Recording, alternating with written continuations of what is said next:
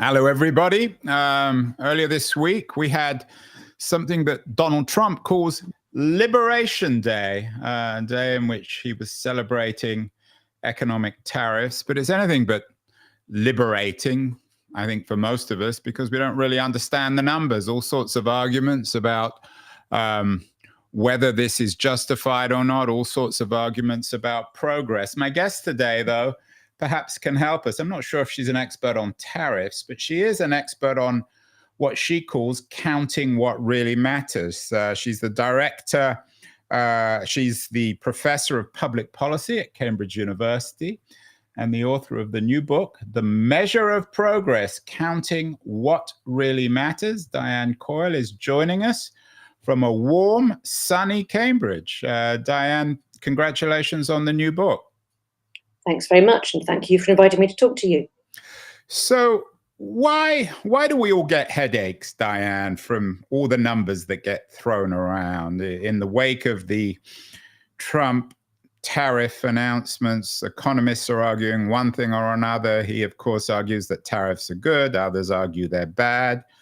Why are all these economic issues so problematic and so open to different interpretations? Well, the problem from my perspective is that the numbers that we have available, the statistics to understand what's going on in the economy, were set up about 80 years ago in the decade after the Second World War. And the character of the economy has changed completely since then. So to take your tariff example, one of the things that's changed and started in the 1980s and is now really well established is that a lot of production crosses international boundaries. So that rather than importing only finished goods like a complete car or a complete washing machine, companies in America and elsewhere are importing lots of components as well. These supply chains that cross borders are really difficult to track in the economic statistics. And that means that we can probably assume that tariffs are not going to be a good thing for economic growth. They never have been. But we don't really know where it's going to bite, what shortages there will be, how much input costs will go up for American manufacturers. So it's not just that there is probably going to be a negative effect, it's actually going to be really difficult to track what the impact is going to be on American businesses. And the same is true for a lot of other things that have happened in the economy for the past 10 or 20 years. They're not reflected in the way we collect the statistics now. And that means it's just hard to set good policies that make the life of citizens better. That's ironic, isn't it? Given that we're supposedly, Diane, live in the age of big data where everything is quantifiable and all our data, for better or worse, is collected. Are you saying that we're not very good at collecting the data? Or are you saying that the nature of the data has changed? So when it comes to something like tariffs, it's so complicated that it's harder and harder to actually put the data together. Well, the data that we need has changed. We're pretty good at collecting the kind of data that we needed for the 20th century. We're much less good at collecting the kinds of data that would be useful now. So apart from the supply chain example, who is importing which components and where from, another example might be data itself. It's a driver of the AI revolution. It's incredibly valuable. The companies that use data have really high stock market values, and yet we don't know how much data is being used, or how much cloud services are being used, or how much that is costing companies. And it's because they're new enough that the means of collecting that kind of data haven't been put in place. And it would probably be different anyway from the old-fashioned way of collecting, which was to send out surveys to businesses, interview households, and those kinds of survey methods are breaking down. People don't want to bother with that anymore. So we need to come up with some new, more automated methods anyway. One of your previous books is GDP, A Brief but Affectionate History. I think only economists could be affectionate about something called GDP, Gross Domestic Product. But you talked about 20th century metrics versus 21st century metrics. Given that your book on GDP is a history, are you suggesting that GDP was the right kind of metric or an appropriate metric for the 20th century? Is that the kind of metric that actually worked in a previous economic age? It was good enough for the 20th century. People always pointed out some drawbacks. For example, It didn't reflect well how much we're using up natural resources, and that tells you about can we produce as much in future. And it didn't reflect unpaid care, which affects people's decisions about going out to paid work, going into the labour market. But as long as things weren't changing, we could live with that because it's a useful indicator for monetary policy and government's tax and spending policy. But it's become decreasingly useful for the kind of economy that we have now. And understanding things like data, um, how much valuable open source software is being created, the supply chains example, and even the categorization of companies and jobs is no longer fit for purpose. And so the current book, the new book, is more about looking forward to what we ought to be doing, whereas GDP, the previous book, which has jokes, by the way, I'd recommend it to anybody, was looking backwards. Only an economist could make jokes about GDP, Diane. Yeah, thinking out loud here, I grew up in the UK of the 70s and 80s, and GDP was used by all politicians. They would say, well, we've increased GDP, and no one ever said, well, GDP is irrelevant or it doesn't work. They would all argue one way or the other. There are no real equivalents today, thinking out loud. I mean, when Trump talks about tariffs, he's obviously politicizing it, and people in his camp think he's right, and others don't. I'm not a big fan, I have to admit. But there are no equivalents of GDP today. I mean, what are the metrics? I take your point that we need to invent new ones in the early 21st century economy of big data and AI, and we'll get to that later. But are there still metrics for you in 2025 that work, that have some value? GDP is not completely without value, but it's not just the tariffs issue, is it? Howard Lutnick raised a really interesting point about should government spending be taken out of GDP? And one can speculate that that was because if government spending is going to collapse, then GDP growth will be negative, and that won't look very good. The drawback then is that if the US was the only country to take out the government spending part of GDP, it would look much poorer compared to other countries. So maybe it's not such a great idea tactically. But it's actually a valid debate, and it was much debated when GDP was created in the 1940s. I mean, the key point for me is that it's not a natural object. It's not a mountain. You're not trying to take the temperature of anything real. It's an idea, and the idea changes according to need. The economic statistics are there to help the government and businesses make good decisions, and that's just not there for us now. And so one of the things I do in the new book is try to set out some alternative approaches to give us useful metrics that would help make better decisions. The father of your science, quite literally, I think, Diane, is, of course, John Maynard Keynes, the most influential economist, certainly British economist, but probably globally, the most famous, iconic economist. He famously said, in the long run, we're all dead. In terms of these metrics, how critical? We've done whole shows with economists, have written books about the value of the long term, the short term, the medium term. How essential is time in all this narrative when it comes to counting what really matters? Because metrics today are very different from metrics in 2030 or 2040 or 2130. So I'd answer that in two ways. One is that time is a really useful lens on whether productivity is increasing or not. Very often, inventions that drive productivity growth are about saving time, whether that's the logistics that Walmart uses or Amazon uses, or whether it's the introduction of steamships rather than sailing ships. And so automation is about speeding up processes.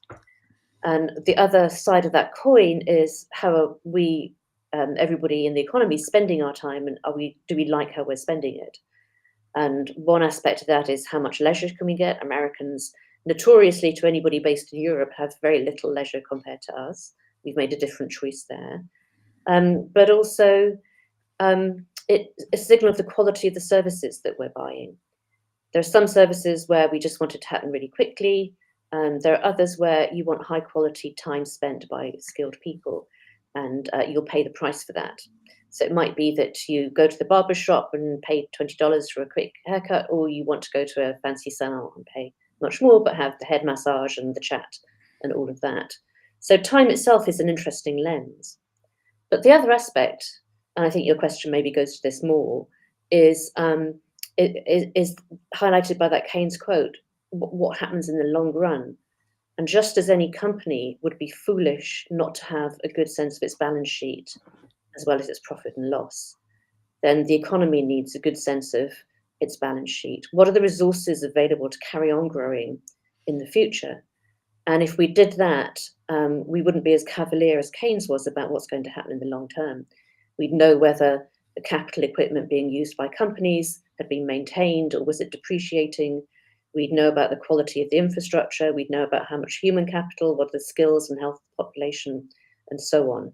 So I'm going to advocate for two things. One is use time itself as a measure of what's happening in the economy, and the other is embed the long term by having a balance sheet. Yeah, it's interesting. Embed the long term by having a balance sheet. Diane, I don't want to again make this another conversation about Trump, but he, of course, politicizes economics. I mean, I don't think there's such a thing as for him as economics. It's just politics.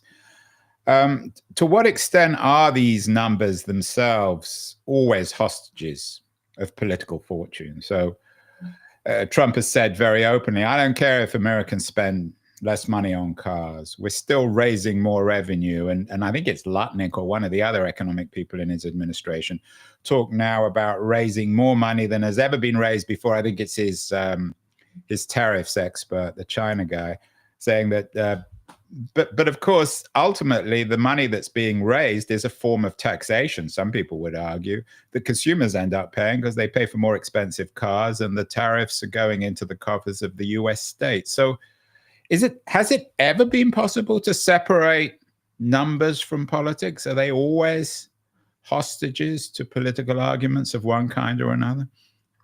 I think they are always political. The word statistics itself has the same root as state. And some of the earliest measures were about exactly raising enough taxation. William Petty was one of the first people to put together economic statistics in the 17th century in England. And it was all about calculating how long England could afford to be at war with France, how much taxation, how much tax revenue would the economy generate. And I think the question it raises is what are the numbers for, and what are the revenues for? What is your target? And so there are different purposes for economic statistics. The purpose for GDP is macroeconomic management. It's why Keynes set it up the way he did. But there's a lot of appetite now for a measure that reflects whether people's lives are getting better or not. And the fact that tariff revenues might go up doesn't really tell you that. Yeah, it seems increasingly to be a kind of shell game. You're a trained economist, but you're the professor of public policy at Cambridge. Is that one of the reasons why you yourself, in terms of your career, are more interested in public policy than pure economics? That there's always a political angle to this stuff? Well, economics used to be called political economy. And I think one of the mistakes economists have made previously is pretending that they're like plumbers or engineers, that there's a defined problem and we know the right answer to the problem. And I think it's part of the reason that there's, in some circles, real distrust of economists because, as you're hinting in your question, there are a lot of value judgments involved, or political judgments, if you prefer. I would rather we were honest about that, and that when we do an economic analysis, we reflect the kinds of judgments that are involved. And if you do jobs in public policy, as I have, you have to take those political constraints into account. There's no point recommending something that can't possibly be implemented because those aren't the political views of the government that you're working for. Yeah, sort of what you're doing is historicizing science or historicizing math. The book is about why we use an 80-year-old metric to understand today's economy, which suggests that even metrics are themselves historical, that they're not just eternally true. Is that the case with all metrics, Diane, especially when it comes to economics? That's true, but it's not even just the metrics, it's the concepts that the metrics reflect. It's what is our idea of, fundamentally, what is our idea of a good life that gets reflected in economic activity? But it's true of science as well. If you think back to the history of, chemistry, when there was the idea of phlogiston, and people used to try to measure the amount of phlogiston in the atmosphere, and we've changed the concepts. And so there's always this dance between the ideas we have about how the world operates and what we measure, and then what we measure sort of feeds back to us. There's a feedback loop, and we think that it's therefore true about the way the world operates. The idea of the good life, you're very charming and cheerful, Diane. You're wearing a lovely red suit, but most people wouldn't associate the good life with economists. Economists are supposed to crunch numbers, and they're supposed to be rather dull. Should we trust economists with the idea of the good life? Are you suggesting maybe that the establishment of metrics should be determined by fiction writers or philosophers? There's a guy over at Oxford who's been on the show who talks about being a good ancestor. We're going to come to the environment later.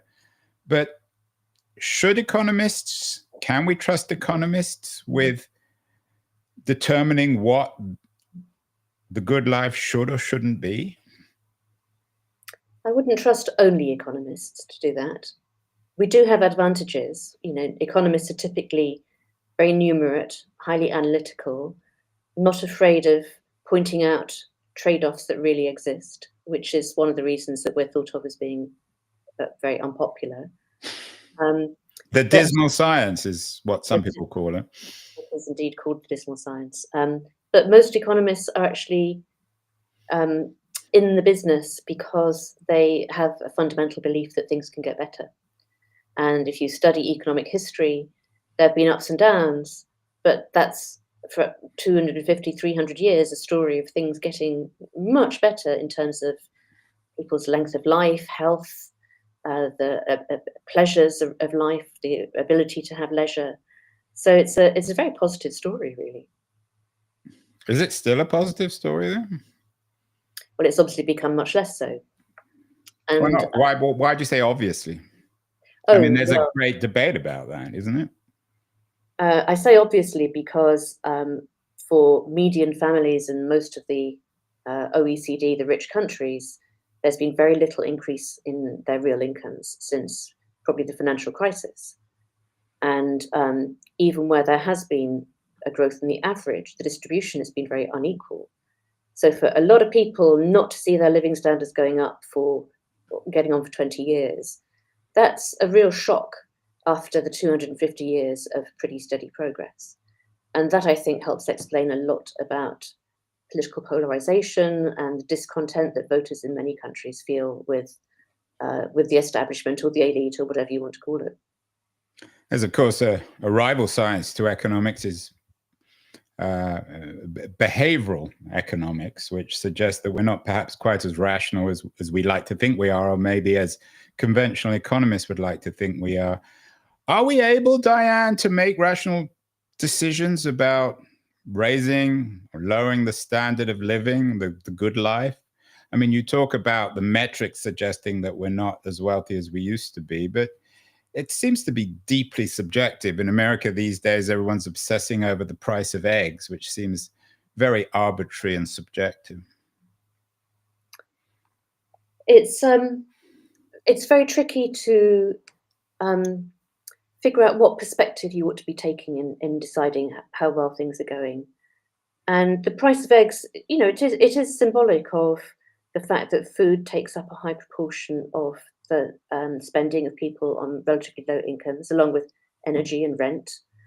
And so for people who are in that position, you would want a price index that reflects their spending patterns. And what we have in general is a price index that reflects the average across the whole economy. And that tends to promote distrust. Inflation, CPI, has always been a really political indicator. And the kind of commissions like the Boskin Commission in the 1990s that claimed it had been overstated because it left out a lot of the effects of innovation, that was politically controversial because it was seen as an attempt to reduce the extent to which social security payments or wages were indexed.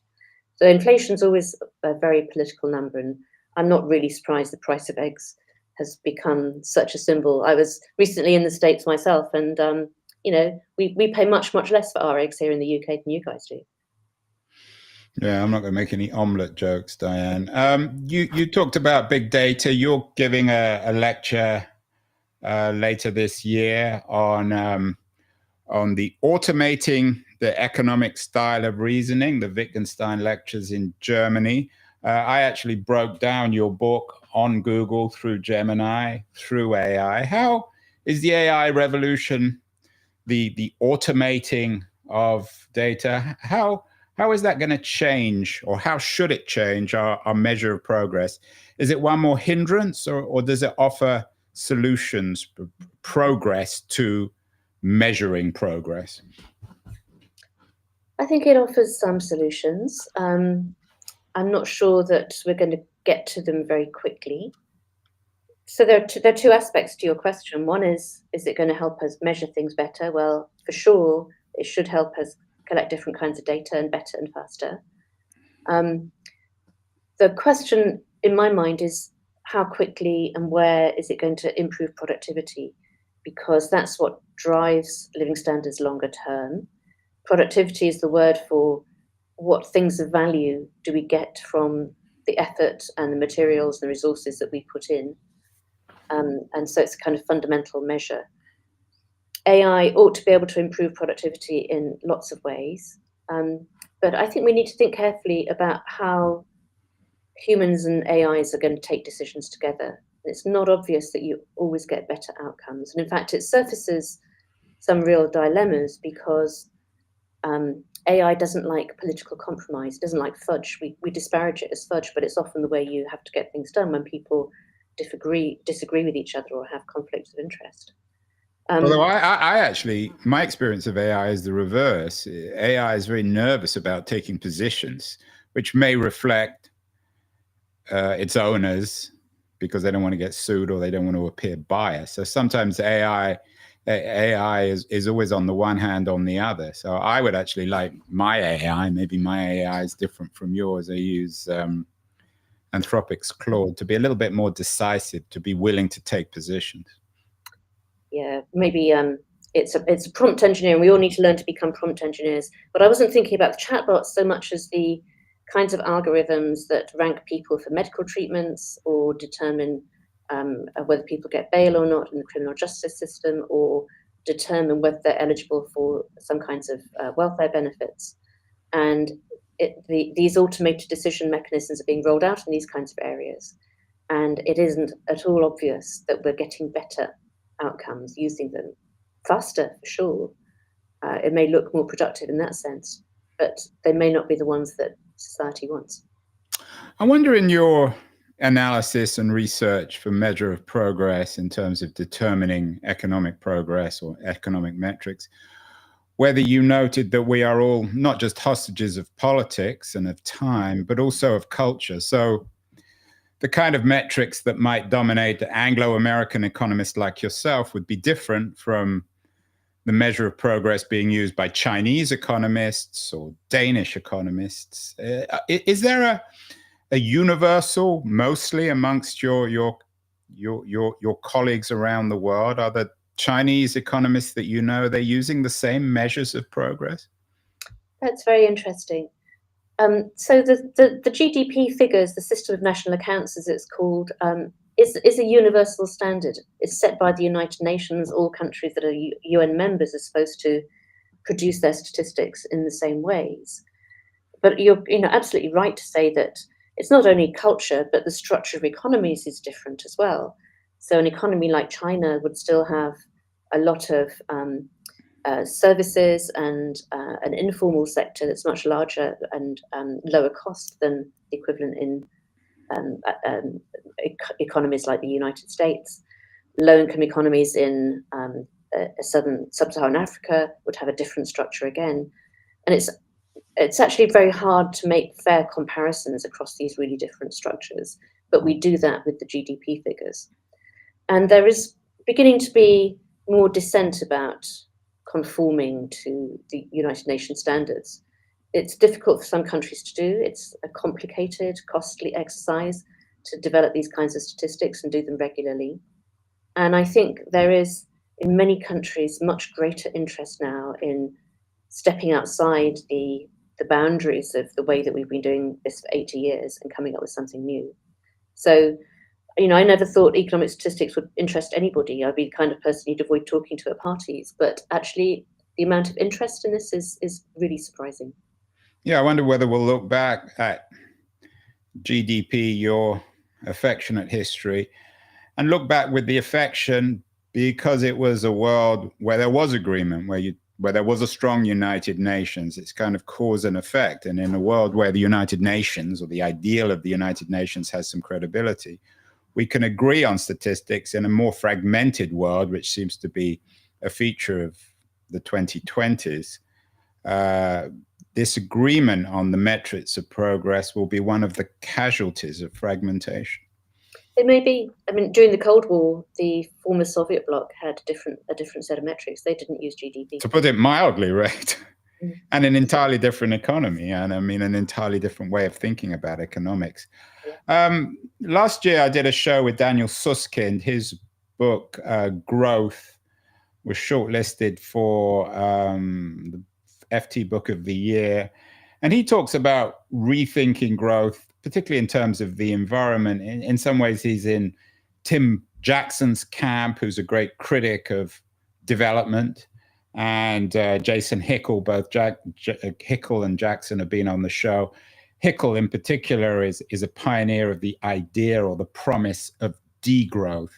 How does the idea or promise of degrowth fit into your arguments about the measure of progress? I'm guessing that for guys like Jackson and Hickel and perhaps even Susskind, the metrics we need are warning us about how we're destroying the planet and our own psyches in late stage capitalism.